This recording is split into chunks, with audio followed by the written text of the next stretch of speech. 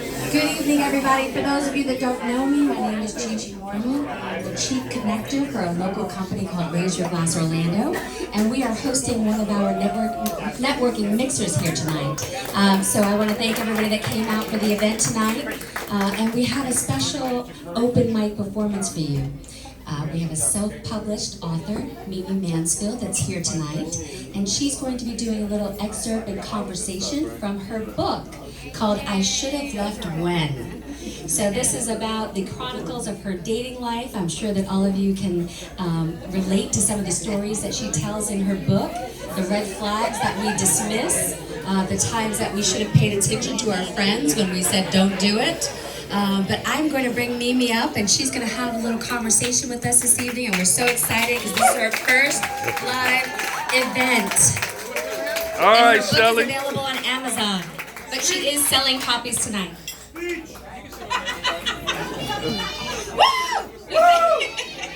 Her mama named her Shelly. That's right, she did. But I'm going by Mimi Mansfield so I can keep my day job. I work at Verizon. Don't tell anybody that I'm doing this. I need to stay there until I can get out, until somebody can connect me to Oprah. Anybody? So my name is Mimi Mansfield, and as my dear friend Gigi, thank you so much for having me, and thank you all for coming. As my dear friend Gigi Mormon said, I have penned this lovely book that many of you have already purchased, so thank you so much. My book is called I Should Have Left When, and as Gigi mentioned, it's a chronicle of my dating life. And it is very candid, it's real, authentic. I am an Orlando girl. I've been here 15 years. Woo! Yes, born and raised in Philadelphia. Shout out to the 215. Hey, that's what's up. I am the daughter of two amazing parents who are very locally popular. My parents have been together almost 50 years. So yes. I did not exactly follow in their footsteps, though. I did take a different detour in life. Although I love children, we have a charity for children. I did not really have a desire to have children, so that kind of helped me to stay single, as I am 41 and single and no children. But that was by choice. And in that process, I would say I navigated the dating waters by maybe avoiding, marrying the wrong person, which has unfortunately happened to some of us, but at the same time, everything happens for a reason, right? So, and for me, every dating experience happened for a reason, and I just decided that I wanted to write it down in a book format. So hopefully you all might want to pick up a copy, because you might just want to read some scintillating details about some Orlando men and things that they did. The names have been changed. The names have been changed to protect the guilty, and none of the men are in this room yet. Right. Looking in the back. So I'll only be here for just a few minutes, but wanted to just give you a little taste, a little flavor. Typically you would do a reading, but so that I don't put you all to sleep, which I don't think you would, because it is that good. But what I was going to do is just kind of throw out a couple of concepts from the book, a couple of themes, things that I went through, and just ask what you would do. All right, so this one gentleman, and it's funny because he actually dated someone else that's in the room. Yes, he does live here in Orlando, ladies, watch out. So, I call him Saturn. He drove up in a Saturn, it was kind of broke down. And he is in his mid to late 50s. Again, I'm 41. At the time, I should mention, at the time I wrote this book, I was, this is stories when I was in my late 30s. And the goal is to go back and do stories from earlier in my dating life. So this gentleman, Saturn, in his late 50s, we went out on a date. We're sitting there, actually down on I Drive at a restaurant, sitting there at the bar, first date, after he drove up in his Saturn, in Timberlands, I should say, and some sherbet-colored jeans, which just were not very flattering. And we are sitting there I'm having a burger. I try to be very nice. I didn't want to order a lobster or anything like that. I'm a cheap girl. So I ordered my burger, and he's proceeding to tell me that he has been locked up for child support non-payment. It's a pretty right run, right? Exactly. So anyone would stay? Would anybody give that guy a chance? Maybe just, maybe no. Okay, yeah. So I didn't either. So that was. that was one of my experiences, one of my dating experiences highlighted in the book. I want to ask a question.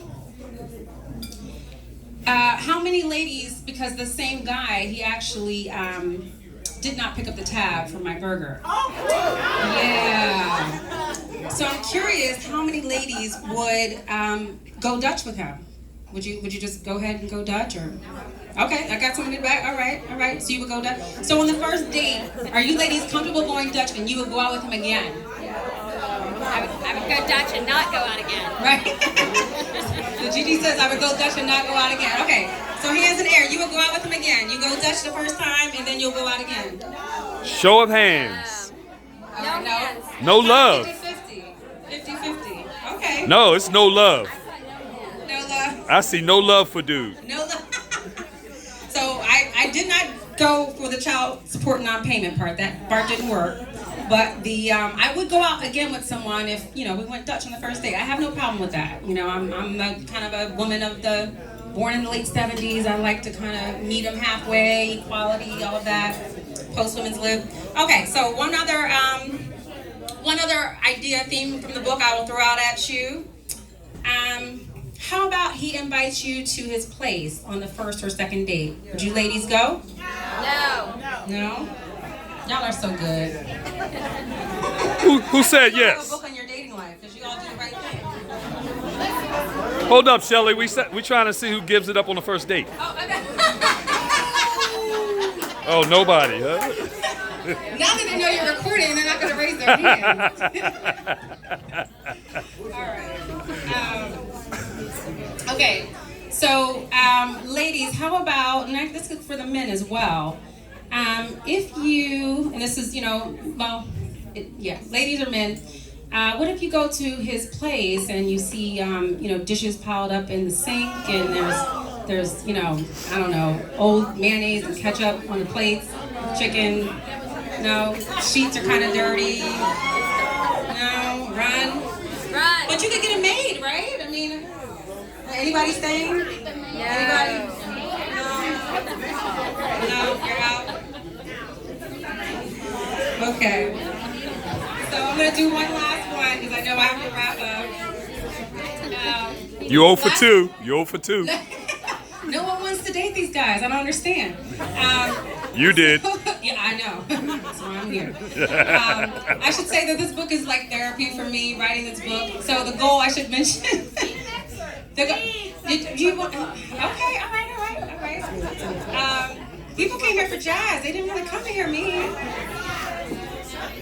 Now you're interested, okay? All right. But I should mention that there are 4 main characters in the book. This particular book, the goal, I guess, as I said, is to go back and write more. But of these 4 main characters, there's also little other side characters within. So at the end of each chapter, there is a lessons learned, and there's also some photos. So the faces have been blurred to, again, protect the guilty.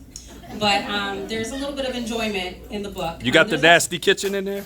No pictures of the kitchen. That guy, he didn't make the cut. But there's emojis, and I do also summarize these red flags. The ones that I was reading, they're all summarized in the front of the book, and I highlight them as I go throughout the book. So I basically kind of talk about the red flags. I talk about the times I ignored my intuition. And that's the key, right, ladies? So, that's what's on the back of the book. Women's intuition is a beautiful thing, and too often we ignore it. I know I have.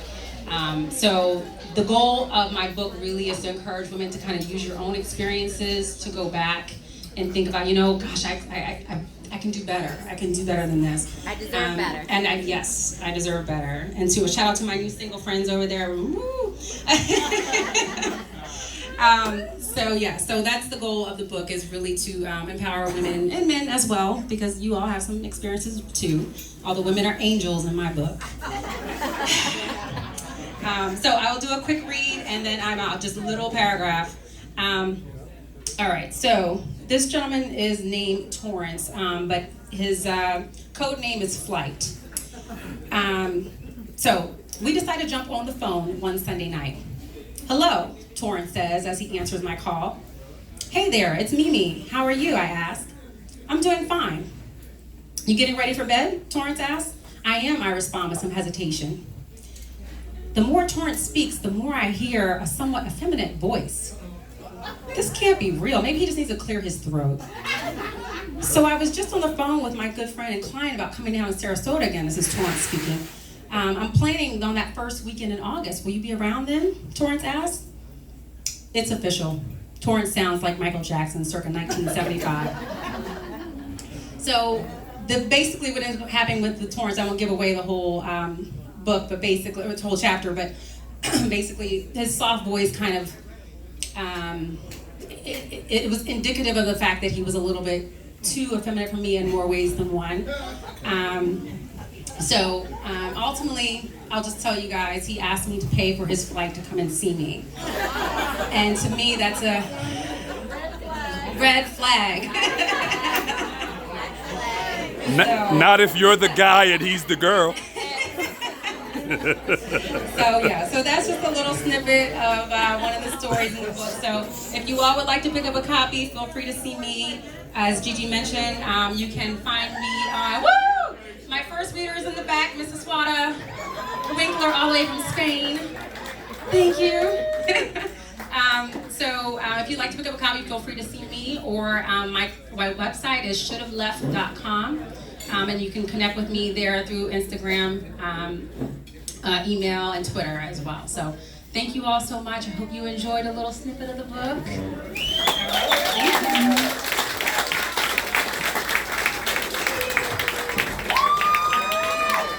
Go Mimi! Listen, red flags are real. When you see them, run.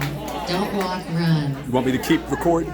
We're gonna, what'd you say? You want me to keep recording? No, you're good, you're good. All right. I wanna